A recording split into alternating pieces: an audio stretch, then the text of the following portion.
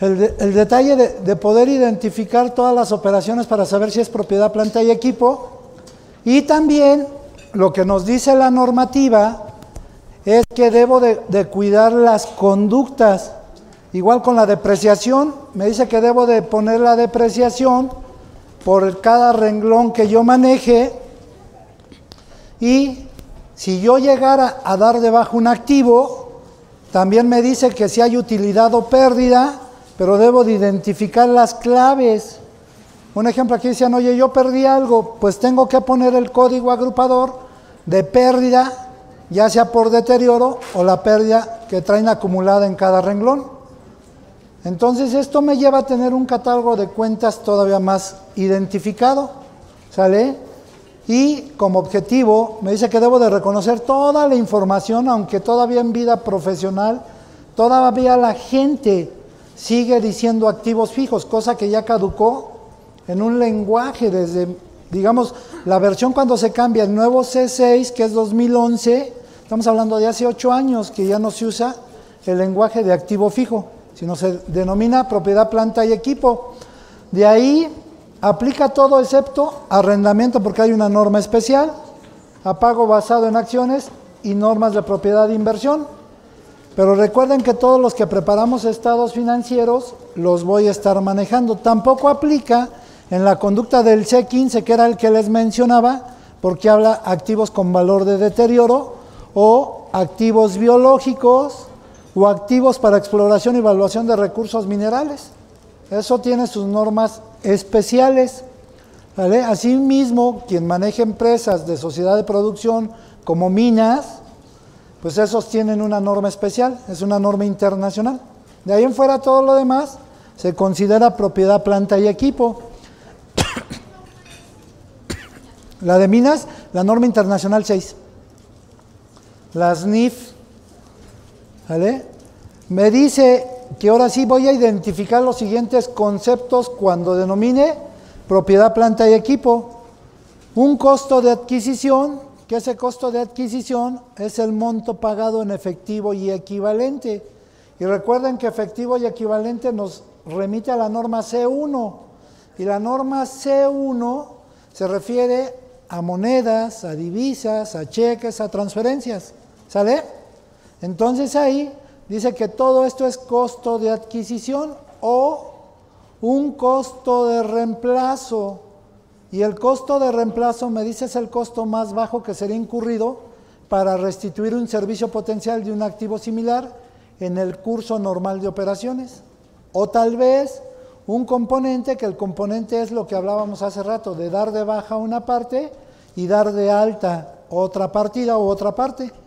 En el mercado nos podemos encontrar el costo de reemplazo, por eso les menciono yo mucho la norma B17, el valor razonable.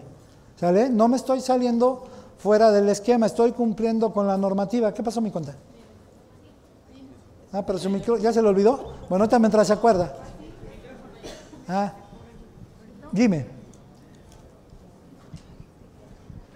Cuando yo tengo un activo fijo que ya no sirve, o sea, que lo voy a mandar a deterioro, o sea, voy a mandar la diferencia entre su valor de adquisición menos la depreciación. La depreciación y tu diferencia. Y ya se me queda en el activo. ¿Y luego cómo la voy a mandar a gastos? O ¿Cuál gasto? No, ya no pasa por gasto, porque ya la mandas a deterioro, y deterioro es una cuenta de otros gastos. Ahí se va. Ah, es cuenta de otros gastos. Así es. Ah, ok. ¿Sale? Sí, gracias. Y me dice que también la propiedad y planta de equipo se considera bienes tangibles, algo táctil, algo que tocamos. Para ello, dice que un activo posee una entidad para usarla en producción, suministrar bienes, arrendarlos o propósitos administrativos, pero sin la intención de venderlos. ¿Sale? Se entiende que para eso es el objetivo de la propiedad, planta y equipo. Asimismo, se entiende que se espera generar más de un año el ciclo normal de operaciones. ¿Cuánto tiempo? voy a considerar propiedad, planta y equipo, y que no se va a medir por dinero, sino por vida útil. Y el costo lo recuperamos a través de los beneficios, que en este sentido se denomina la depreciación. ¿Sale? Entonces, con esto me está diciendo la mecánica de saber depreciar. Y me dice, el monto depreciable se considera un costo de adquisición o de reemplazo o de componente menos un valor residual, menos la pérdida por deterioro. Y ahí es donde yo les digo, deben de cambiar su mecánica de depreciación, deben de saber que no es el monto original lo que se deprecia, sino el valor neto de realización. Y ese valor neto es el monto original menos el valor que yo traiga residual, que es lo que en teoría futuro lo voy a vender. Yo les comento algo, si hablamos de autos, váyanse al 4 ruedas o al libro azul. Si hablamos de maquinaria, hay unas revistas que llegan a vender en la parte de ingeniería, se llama libro de utillaje. Ese libro de utillaje trae muchas máquinas desde 1950 hasta la fecha y trae el valor de mercado.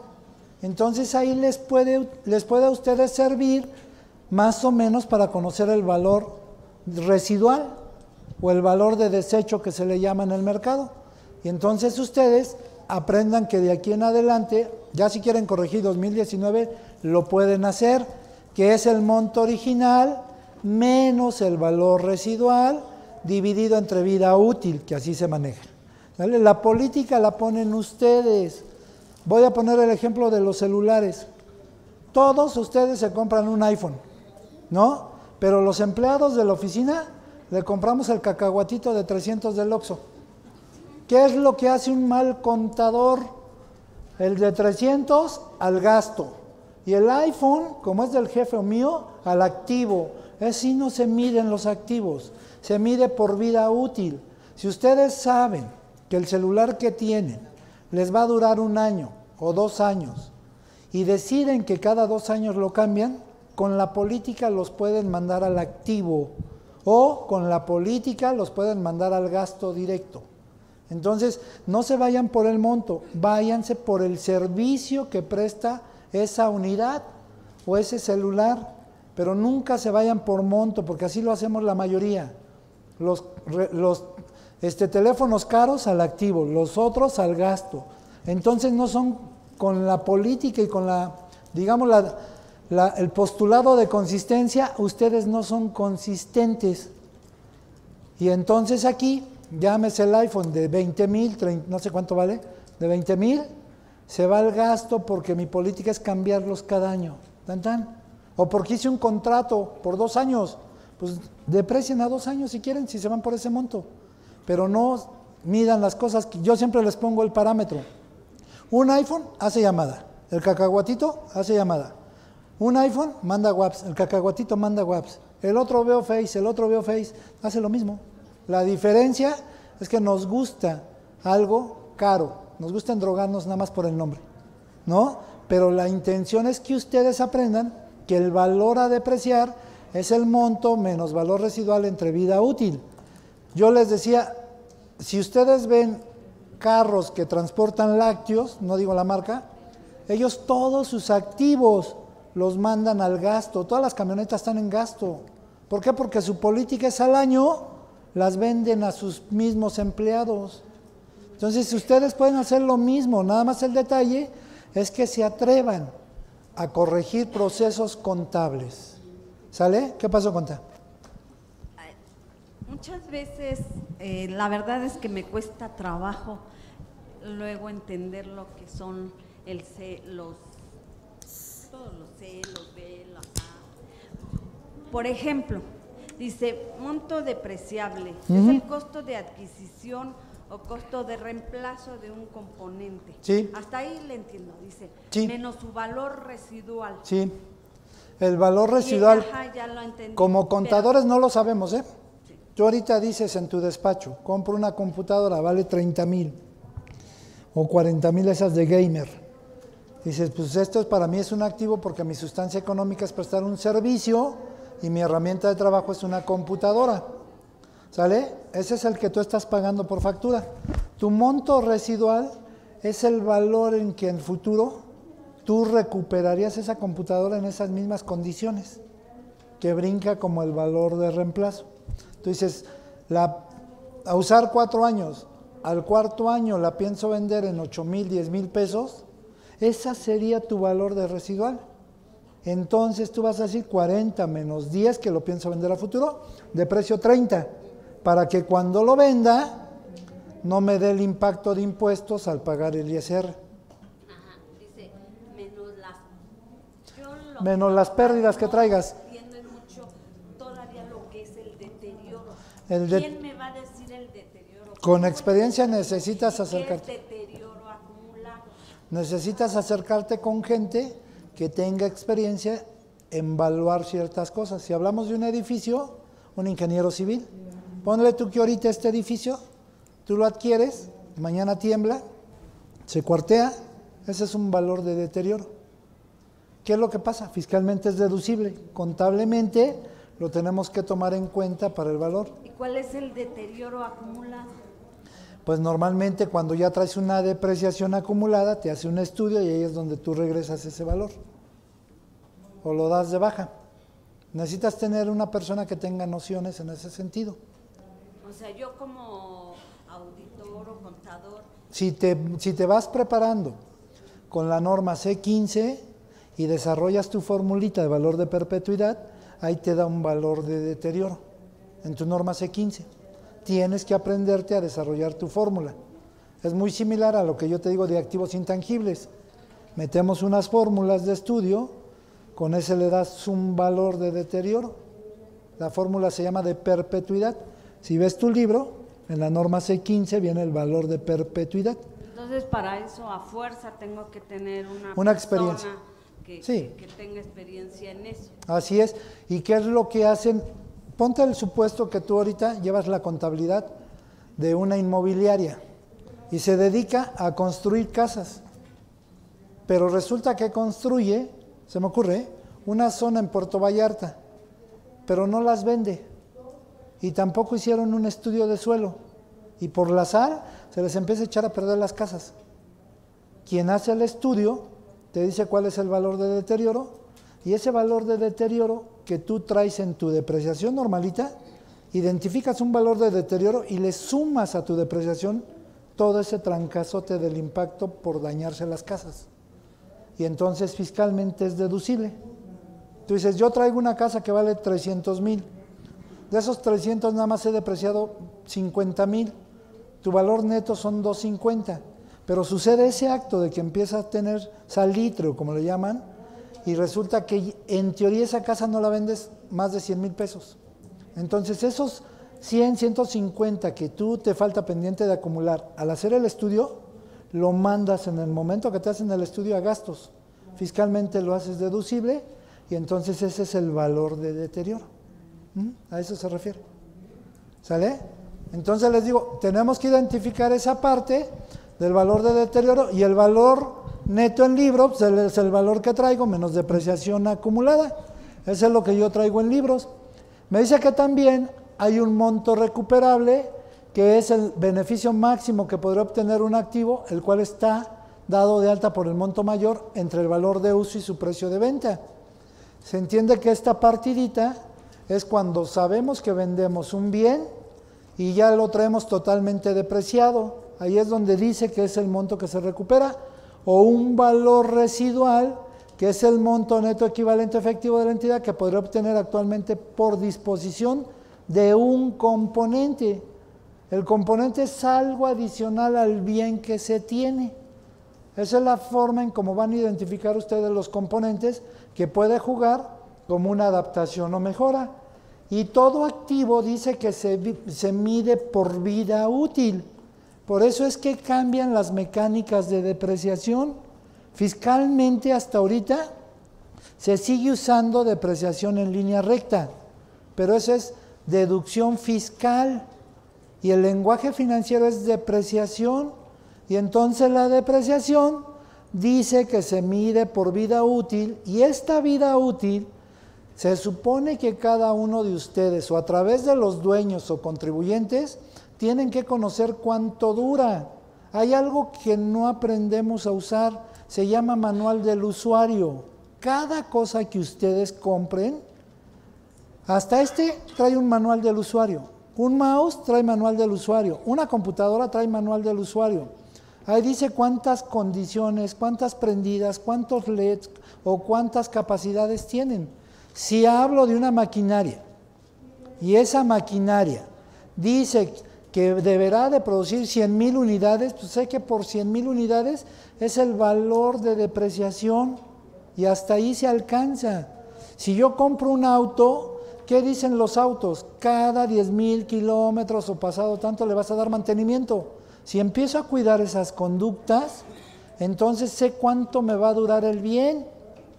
Y de esta forma yo debo de controlar un activo por vida útil, no por dinero. Por eso les digo, no todo es el dinero. Les puse el ejemplo del celular, los dos hacen lo mismo, que uno cuesta 20 y el otro 300, pero la función es la misma. Tomo la política de que ese activo o ese bien lo puedo mandar al gasto sin problemas. Yo les decía, hay que aprender a usar las cosas y hay que aprender a revisar las condiciones. Si no modifico, si hablo de persona moral y no modifico mi escritura, quiere decir que lo que no esté ahí, pues por lógica me enfrento a no deducibilidad fiscalmente. Yo les mencionaba muy sano, yo me dedico a dar servicios de asesoría, me dedico a tener despacho, me dedico a dar consultoría y cursos de capacitación, pasajes, comidas, trajes, relojes, es deducible porque es mi imagen corporativa, pero mi escritura dice que yo puedo deducir eso. Mientras ustedes no lo pongan, no lo van a deducir. Entonces, ¿qué significa?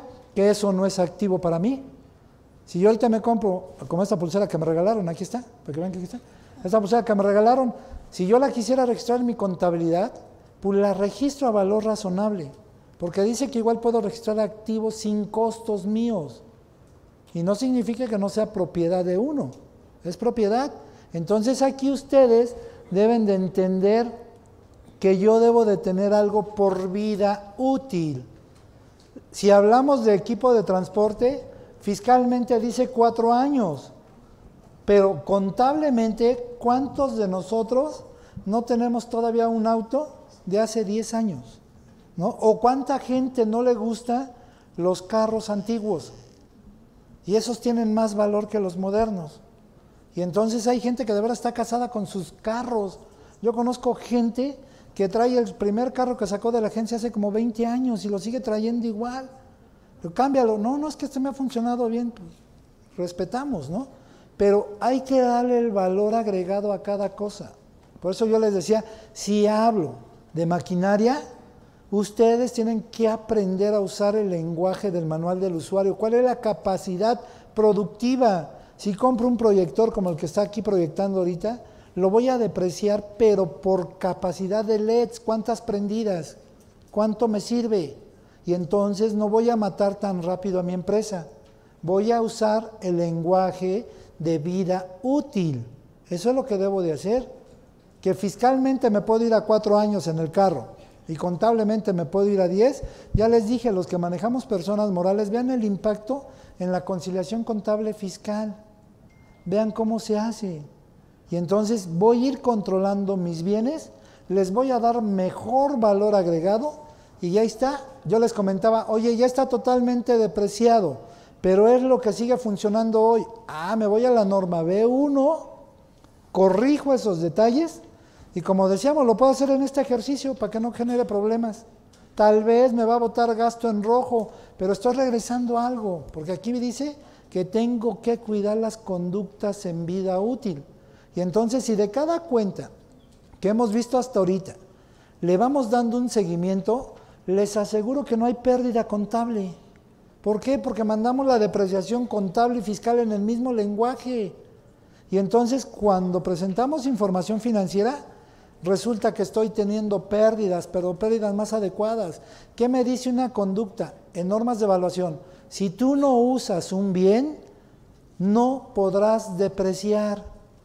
Ok, no uso el bien, no se usa 3, 5 meses, tengo activo y tengo depreciación parada. Fiscalmente sigo deduciendo porque eso no está en la ley. Y entonces me bota más deducción que depreciación.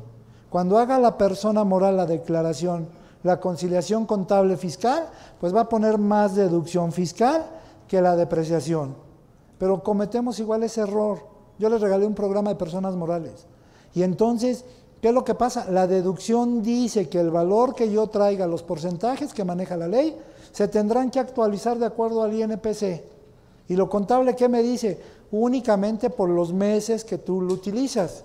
Y entonces deducción puedo traer más, depreciación puedo traer 0, o puedo traer un peso, pero hablo el lenguaje diferente y lo tengo identificado. Y la mayoría, les digo, ha cometido ese error de hablar deducción igual que depreciación igual. Eso es algo mal aplicado. Por eso hay que aprender que todo trae una vida útil. Ustedes tienen que leer cuánto dura una computadora, cuánto usa o cuánto dura una maquinaria, cuánto dura hablando de equipo de transporte. Aunque fiscalmente voy a hablar de las camionetas pick-up, trae un lenguaje fiscal que puedo decir al 100 y contable lo puedo depreciar a 5 años si es que la empresa lo va a usar. Pero tengo que conocer las políticas, tengo que saber lo que se lleva a la empresa. Si la empresa me dice, tú eres el contador, así que tú pon la regla, pues voy a poner esa regla yo. ¿Realmente cuánto dura un carro en promedio? ¿Les gusta 5 o 6 años y no fueron 4? Y entonces, pues esa sería mi política, fiscalmente deprecio a los 5, deduzco a los 4 y van a ver cómo todo se tiene y sobre todo empezar a entender el lenguaje que el monto original le debo de restar el valor residual. Apréndanse esa mecánica. También me dice que en las normas de evaluación tengo que conocer el valor razonable y sustentable que de alguna manera la administración contemple. ¿Qué es lo que me dice en esas normas de evaluación? Esta NIF no establece en qué consiste una porción representativa de la partida de propiedad, planta y equipo para propósitos de identificar un componente. Ahí se necesita que la administración tenga un juicio profesional. Por eso les digo, si me piden fundamento del juicio profesional, vean la norma 1, porque ahí vimos que el marco conceptual se refiere a usar un juicio profesional. Y ese nada más lo tienen ustedes por experiencia. Ustedes conocen cuál sería el caso del componente. O también me dice, la entidad debe de evaluar todos los costos del componente en el momento en que incurren ellos. O sea, si hablábamos de obra en proceso, al momento que se termine la obra en proceso y ya va a empezar a funcionar, la regla del juego financiera me dice que lo voy a empezar a depreciar desde el momento en que esté susceptible o esté ya directamente para el uso. Si hoy compro algo y lo voy a usar el lunes, pues empiezo a depreciarlo desde el lunes. Si quiero ver la conducta fiscal, ¿qué me dice? Deberás de depreciar al mes inmediato siguiente. Son lenguajes diferentes. Entonces aquí igual me está diciendo, desde el momento en que tú lo consideres, tendrás que ponerlo en el cálculo de depreciación. Con las nuevas auditorías nos vamos a enfrentar en que nos van a pedir un papel de trabajo donde me diga cómo deprecias y cómo deduces y el periodo. Y entonces yo le puedo mostrar que el lenguaje de números es diferente a la deducción fiscal que la depreciación contable. También me está diciendo algunos componentes pueden ser adquiridos por razones de seguridad o de índole medioambiental. Si nos vamos a la conducta fiscal, imagínense que ahorita ustedes compran una maquinaria y que esa maquinaria, no sé, limpie, digamos que ustedes se dedican a hacer unas piezas metálicas y compran una máquina que se llama banda transportadora y que toda la arena que utilizaron para hacer esa pieza o limpiar esa pieza, la reutilizan 3, 4 veces. Esos son maquinarias de movimientos sustentables. Lo fiscal dice que se deduce al 100 de inmediato y en forma de depreciación por la vida útil. Pero están hablando de esos lenguajes. ¿O cuántos de ustedes no empiezan a meter? Digo, si me voy a una conducta de hace unos 8 o 10 años atrás, antes de que empezaran los dichosos calentadores solares, teníamos el tanquecito de gas en casa, ¿no? Y prendíamos el boiler y el gas y todo ese rollo. ¿Qué pasa? Se empieza a modificar en las casas de nueva creación, obligados todos a meter esas cosas ya con lenguaje de tecnología solar. ¿Qué dice la conducta fiscal? Eso es deducible al 100 y contable a tu vida que tú quieras. ¿Qué va a pasar ahorita? Yo no sé cuántos de ustedes en casa ya empezaron a usar un aparatito solar que carga digamos que carga la luz y que dura arriba de 8 o 10 horas. El aparato cuesta 5,000. ¿Cuánto se van a ahorrar a futuro? Pero muchos, seguimos pagando luz, ¿no? Y muchos se cuelgan con sus diablitos todavía, ¿no? Y entonces hay nuevas tecnologías, hay que avanzar y que al principio yo sé que es un dinero que ustedes invierten. Los que tienen calentadores solares se ahorran cosas impresionantes. ¿Por qué? Porque ya no estoy cargando gas cada 8 días, cada mes, cada 6 meses. Hoy cargaré de vez en cuando, pero se compara el ahorro. Y es impresionante. Entonces, aquí el lenguaje de la NIF tuvo que meter esa conducta de controles de medio ambiente. Y eso tengo que aprender el lenguaje. O como en el 2016, yo no sé quién de ustedes aprovechó, sale un decreto que decía que todo lo que compre de 2016, 17 y creo que se acabó la mitad de 18, era deducible hasta el 100% en muchas conductas. Compro un edificio, deducible al 100%. Compro maquinaria, deducible al 100% o en algunos casos 80%. Entonces la gente que compró en esos años hacía la deducción de inmediato, pero por error lo hizo contable igual. Esos son errores que cometemos. ¿Se puede corregir? Sí se puede corregir, siempre y cuando, les digo, nos vayamos bien a la forma de trabajar, ¿sale? Para esto, me dice que todo activo debo de reconocerlo de la siguiente manera. Y me dice, su precio de adquisición debe de incluir los derechos, impuestos, gastos de importación, impuestos indirectos no recuperables, honorarios profesionales, seguros, almacenajes y demás costos o gastos que recaigan en la adquisición después de algún descuento que traiga. Entonces, si yo compro, como decíamos hace rato, compro una maquinaria, la traigo de Estados Unidos, me costó el tipo de cambio que quieran, la traigo en México, muchos por error, ¿qué hacemos? Esa maquinaria se va al activo. Pero resulta que esa maquinaria la tienen que colocar, la tienen que cimentar o nivelar, tienen que preparar al personal para que sepa operar la máquina. Eso ustedes lo dejan en gastos. Y si entiendo el lenguaje de que un activo incluye todo eso, pues le debo de incluir los gastos aduanales, le debo de incluir el encargo conferido del agente aduanal, le debo de incluir la cimentación donde va la máquina, le debo de incluir la capacitación del personal que la va a operar. Eso es lo que me dice que incluye un activo. Y muchos de nosotros, todo eso se quedó en el gasto. Abro mi cuenta, gastos aduanales, y ahí mando el gasto. Y eso, lo de gastos, recuerden, son gastos de administración o gastos de venta, más no gastos de adquisición. Yo debo de mandar al activo el gasto de adquisición. Y entonces esa maquinaria, si la traje en $1,000,000 y le trabajé en traerla por el perito aduanal y todo ese rollo, gasté otros $100,000, sumaría $1,100,000 en el activo.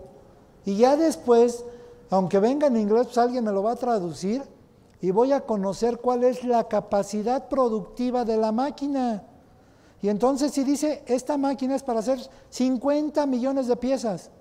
Oye, producción, ¿cuál es tu pronóstico para este año de producir?